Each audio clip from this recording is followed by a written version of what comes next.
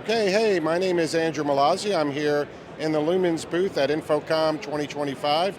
We're in booth number 3101, showing a lot of our AV products, and one product we're particularly highlighting today is our TR61, which is an auto tracking camera with a 30x zoom.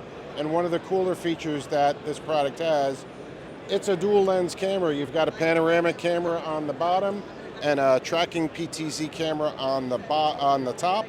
And what the camera will do is it'll output a PIP, picture-in-picture image for you. So you can have your PTZ tracking camera on top and your wide panoramic camera on the bottom.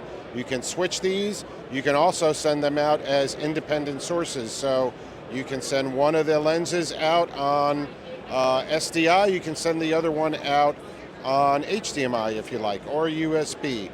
They're all hot, the inputs or the outputs at the same time, and that's how they can be used. So again, we're here with Lumens, booth number 3101 at InfoComm 2025.